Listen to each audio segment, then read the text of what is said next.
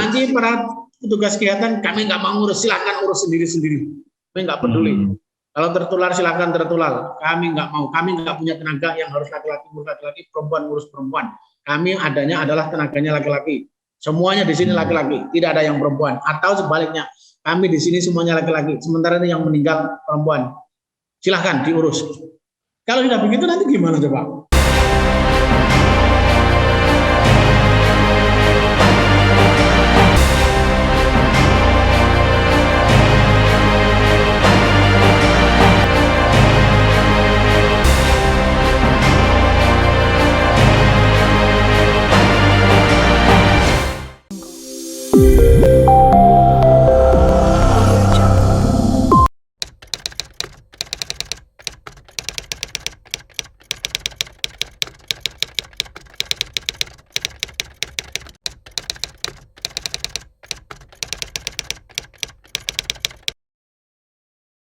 Saya membaca pemberitaan bahwa ada beberapa pegawai rumah sakit yang diberhentikan, ada 4 orang diberhentikan gara-gara urusan jenayah. Ini urusan jenayah jadi repot sekali. Jenayah orang sudah meninggal membuat repot orang yang masih hidup. Yang mempersoalkan adalah orang yang bukan yang sudah mati, yang masih hidup yang mempersoalkan. Jadi kadang-kadang memang kita ini terlalu membuat rumit hal-hal yang mudah. Tetapi juga kadang-kadang kita mau mempermudah hal-hal yang rumit. Menurut teman saya biasa saja. Betul bahwa ada aturan ya. Untuk urusan memandikan jenayah di dalam aturan fikihnya ada. Supaya dimandikan jenayahnya sesuai dengan aturan syariat dan juga lalu kemudian sebaiknya gitu kan, kalau jenayahnya laki-laki dimandikan oleh laki-laki, kalau kemudian perempuan dimandikan perempuan. Ini harus dipahami kalau menurut saya. Ini kan situasinya normal nih. Kalau situasinya normal begitu. Nah ini situasinya menjadi normal. Situasinya normal itu apa? Ada persoalan soal wabah penyakit. Sebut aja tidak usah COVID dulu. Orang mengatakan bahwa ini jenayah akan lebih baik dikuburkan dengan cara yang benar dan baik. Nah, itu kalau kondisinya normal. Nah sekarang ini jenayah yang normal dan tidak normal ini kan ada macam-macam. Ini mati sejumlah 50 orang. Kalau nguburnya satu-satu, dibikinkan ruang kubur satu-satu, kapan selesai? Maka dibikinkan ruang kubur satu. Kemudian jenayah yang 50 itu dikubur bareng-bareng dalam satu ruang kubur. Lalu kemudian ada ini tidak sah, ini melanggar hakikat agama, ini melanggar HAM, ini melanggar harkat dan martabat manusia. Masa satu ruang kubur di makam 50 orang? Nah ini kondisinya tidak normal ya. Ini kondisinya biasa, ad-daruri. Jadi ya harus menggunakan dalil kesepakatan darurat. Nggak mungkin dong. Kalau 50 orang dikuburkan satu-satu ruang jenayahnya, siapa yang mau membuat ruang kubur satu-satu? Satu. Yang kedua, siapa yang mau menguburkan satu-satu? Lalu jenayahnya ini karena kena lumpur atau meninggal bersamaan, lalu dimandikan satu-satu. Kan mereka malah nggak dimandikan, ya kan? Mereka nggak dimandikan, langsung dikubur saja rame-rame, nggak ada mandi-mandikan, gitu. Nah ini suatu sekarang masuklah ke situasi COVID. COVID ini kan tidak pernah kita duga sebelumnya. Saya mau memberi ilustrasi selain jenayah tadi yang matinya rame-rame, dikuburkan rame-rame, tidak dimandikan. Adalah soal di dalam aturan fikih lama selalu dibilang begini. Selalu ada orang mengatakan begini, kada mau sholat jamaah. Selalu dibilang sawu bufakum, gitu kan? Ditamami fis sholat. Maka hendaklah kamu rapatkan dan luruskan barisan karena ini menjadi bagian dari keutamaan dalam sholat berjamaah. Sekarang ini semua orang yang bersolat jamaah supaya merenggangkan barisan, gitu loh. Terus gimana? Ini tidak sesuai dengan aturan hukum, ini tidak sesuai dengan Islam yang sesungguhnya karena tidak ada kedekatan satu dengan yang lain, tidak menempel satu dengan yang lain, gitu. Satu. Yang kedua, ini mau saya beri contoh-contohnya.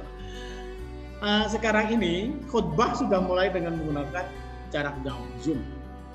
Di dalam fikih yang lama yang pernah saya baca bahwa orang sholat berjamaah itu supaya bisa, kalau tidak bisa melihat langsung si khotib dan imam sebagai makmum gitu, sebagai jamaah, maka paling tidak bisa melihat atau berjarak 400 meter dari imam.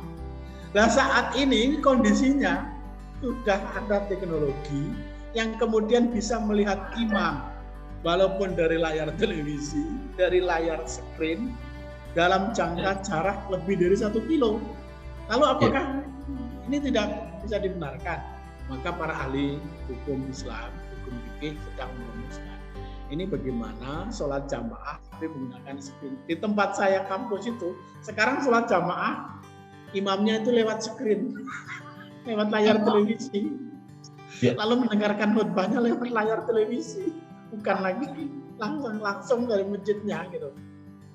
Wah ini tidak sah kalau begitu ya, oke. Kalau itu tidak sah monggo silahkan. Tetapi sekarang sedang terjadi kondisi yang abnormal. Nah orang yang terkena COVID ini kan meninggal bukan normal.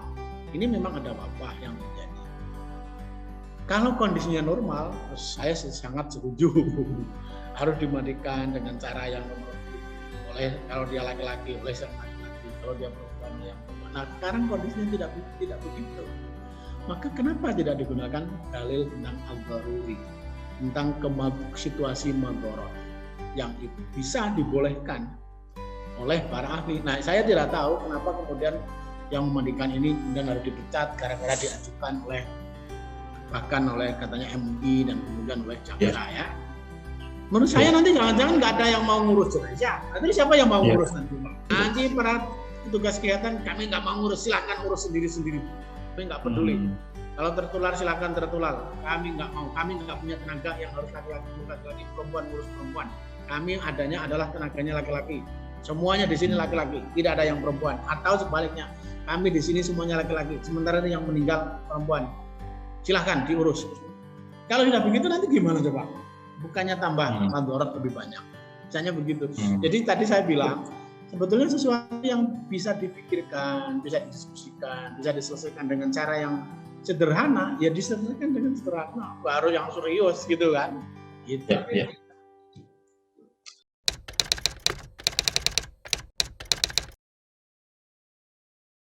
Kalau saya sih unsur penodaannya enggak ada. Kalau saya enggak, bahwa dianggap ini tidak sesuai kaidah normal, ya. Tapi tidak ada sama sekali niatan dari para. Kalau kita tanya satu-satu para petugas forensik itu di rumah sakit, petugas kesehatan yang sudah mau mengurusi jenazah COVID, tidak ada yang berniat satupun saya ingin ini ya mempermalukan salah satu kelompok agama tertentu, dalam hal ini Islam, tidak ada satu pun. Saya insya Allah bisa pastikan begitu. Kalau ditanya mereka tidak akan.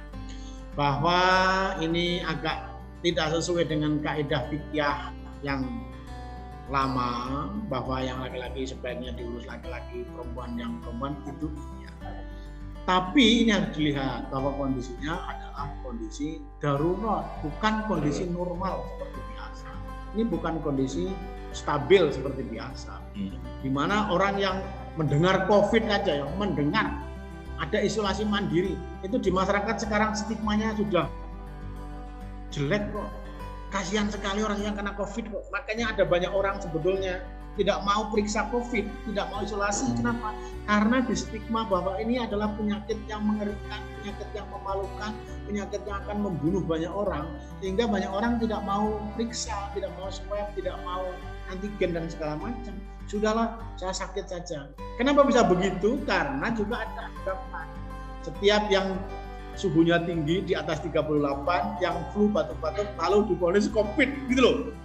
Ini kan saling bertumpuk-tumpuk. Karena itu, menurut saya memang harus dengan cara bijaksana, tidak harus serta-merta bahwa ini adalah melakukan penodaan, apalagi agama ya. Kok kenapa bisa sih agama? Yang paling mudah untuk membangunkan emosi, sentimen itu ya memang agama. Memang ada soal ekonomi, politik, tapi tidak sehebat agama. Orang kalau disentuh soal emosional keagamanya lebih gampang sekali merasa menjadi bagiannya, lalu merasa perlu membuat sesuatu. Tetapi begitu ada penjelasan, begitu ada ulasan, begitu ada dialog, ternyata dia akan mengatakan, oh iya, kenapa kok kemarin saya ikut-ikutan begitu ya? Padahal ini memang kondisinya seperti ini. Itu banyak sekali kejadian seperti itu. Tapi yang ingin saya katakan adalah emosi keagamaan sering sekali dipakai oleh kelompok tertentu atau orang tertentu untuk membangkitkan emosi bersama di kalangan masyarakat. Dan ini yang menurut saya penting diperhatikan ya, penting dicegah. Tidak perlu menurut saya. Saya sebagai orang Muslim tentu tidak mau bahwa orang Islam itu gampang sekali terpengaruh emosinya gara-gara ungkapan-ungkapan, gara-gara narasi, gara-gara pidato-pidato yang dikemukakan oleh seseorang. Kemudian kita antara satu dengan yang lain saling menjatuhkan, saling membenci, saling membunuh, dan kemudian saling memenjarakan. Saya sih merasa itu tidak menjadi bagian dari ajaran Islam yang paling memanusiakan manusia. Yang menurut saya penting adalah bagaimana antara satu dengan lain saling memahami situasi, kondisi, dan berdialog secara bijaksana. Kalau saya sih begitu ya. Ini menurut saya agak berbahaya kalau kemudian apa-apa ini penodaan, apa-apa ini adalah bagian dari kebencian kepada agama. Ini adalah bagian dari segala macam gitu. Menurut saya berbahaya menurut saya.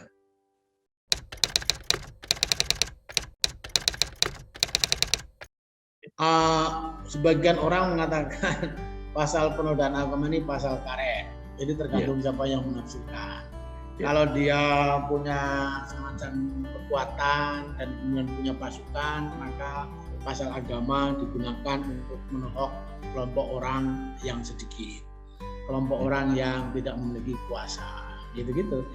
Lalu kalau dia merasa tidak punya pasukan yang bagus, tidak punya kekuatan yang bagus, maka pasal agama tidak digunakan. Atau kalau dia sebetulnya ngerti ini adalah yang berkaitan dengan kelompoknya, maka tidak digunakan. Tapi kalau ini untuk orang lain digunakan, begitu. Menurut saya ini sesuatu yang berbahaya sekali. Penodaan sendiri kategorisasinya tidak begitu jelas. Jadi apakah tadi ini dalam konteks ini misalnya memandikan jenazah oleh seorang laki-laki karena jenazahnya perempuan. Lalu kemudian ini adalah bagian dari penodaan terhadap ajaran-ajaran agama. Menurut saya terlalu cepat menyimpulkan. Menurut saya terlalu cepat menyimpulkan bahwa dalam kaidah fikih yang dulu dirumuskan para alim ulama, sebaiknya diulas sebaik laki-laki itu laki-laki, perempuan. Tetapi ingat, itu adalah dalam kondisi situasi normal, bukan dalam situasi dan kondisi yang abnormal atau tidak normal. Pasal-pasal penodaan agama seringkali digunakan sekali lagi oleh kelompok, oleh orang yang merasa punya banyak pengaruh dan dukungan untuk bisa mempengaruhi orang yang sedikit atau orang yang tidak memiliki kuasa atau tidak memiliki dukungan. Sekali lagi, saya menjadi khawatir kalau nanti kemudian ada banyak orang meninggal, ya, laki-laki dan perempuan karena COVID dan segala macam, lalu tenaganya di situ tidak tersedia. Para petugas mengatakan silahkan ini diurus sendiri. Kami tidak mau mengurus karena kami tidak punya tenaga. Dan saya yakin, seyakin-yakinnya yang akan disalahkan adalah pegawai petugas kesehatan. Sudah mengurus juga disalahkan, dianggap tidak sesuai dengan kaidah hukum, apalagi ini melanggar hukum agama atau melakukan penodaan terhadap agama. Tidak melakukan juga akan dikatakan ini adalah melanggar sumpah kepegawaian atau sumpah profesi. Serba salah. Gitu. Ini yang kemudian menurut saya penting didiskusikan dengan baik ya, sehingga tidak serta-merta kita itu mengatakan ini dalam rangka penodaan, ini dalam rangka menjunjung balikan, ini dalam rangka mengangkangi, ini dalam rangka menghilangkan, ini dalam rangka, sekali lagi, jangan-jangan kemudian muncul ini dalam rangka melakukan sekularisasi. Ini akan kemana-mana nanti, berbahaya sekali menurut saya. Sudah difokuskan saja bahwa ini, oke, ini ada, kalau memang kan sudah diberi penjelasan itu misalnya, ya sudah pihak tenaga kesehatan itu suruh menjelaskan kenapa begitu, kenapa kemudian tidak perempuan misalnya atau tidak laki-laki yang mengurus, kenapa diurus oleh laki-laki, kenapa tidak diurus perempuan, atau kenapa diurus perempuan bukan laki-laki, supaya menjelaskan. Kalau itu dianggap kemudian ada kesalahan, ya sudah, ini si kesehatan ini pegawai yang sudah ini menyatakan pengakuan bahwa iya kami kalau itu dianggap ya suatu saat nanti kalau ada tenaganya kami minta maaf tidak dilakukan. Itu menurut saya sesuatu yang kenapa sih kita kok tidak bisa memaafkan orang yang dianggap salah, ya, tidak mau memberi maaf kepada orang yang dianggap salah. Tiba-tiba kita itu menjadi hakim yang sangat luar biasa hebat, yang itu melebihi kuasa Allah. Ini menurut saya jangan sampai kita orang beragama, tetapi kemudian kita seakan-akan itu adalah yang menciptakan atau yang menurunkan atau yang menguasai tentang agama itu sendiri. Harusnya enggak dong. Harusnya adalah kita orang beragama yang mengamalkan agama, di mana agama itu, pelaksanaan agama akan dinilai benar dan tidak, baik dan tidak, selain dari koridor, ya. Koridor kitab suci adalah yang diturunkan oleh Tuhan, oleh Allah. Kalau ini konteks Islam ya oleh Al-Quran misalnya begitu kan, oleh Allah. Yeah.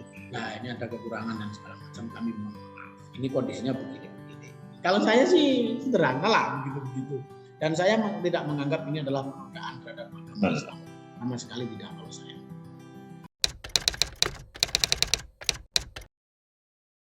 Situasinya kan memang tidak normal. Ya. Tapi dugaan saya, kehakiman atau kejaksaan akan digeruduk, akan diprotes oleh orang yang tadi merasa punya kepentingan. Dan ini yang menurut saya tidak perlu sebenarnya. Enggak, ini kalau saya melihatnya, ini kondisi satu tidak normal, ya.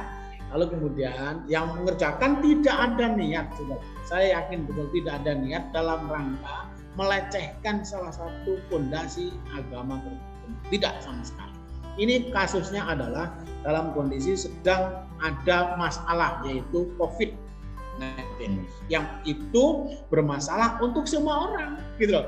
Dan pasiennya kebetulan adalah perempuan, suatu saat bisa banyak laki-laki, suatu saat bisa laki-laki dan perempuan, dan banyak. Gitu. Karena itu menurut saya kebijakan yang dilakukan oleh kejaksaan buat saya adalah sebuah kebijakan yang itu jauh lebih prospektif, yang jauh lebih manusiawi ketimbang kita menghukum orang dengan, maaf ya, dalam bahasa kasar itu agak sembrono semena-mena gitu. Apa-apa ini adalah melakukan penodaan, apa-apa ini adalah dalam rangka mensekularisasikan, dalam rangka ini adalah mendistorsikan ajaran agama. Tidak sampai ke situ.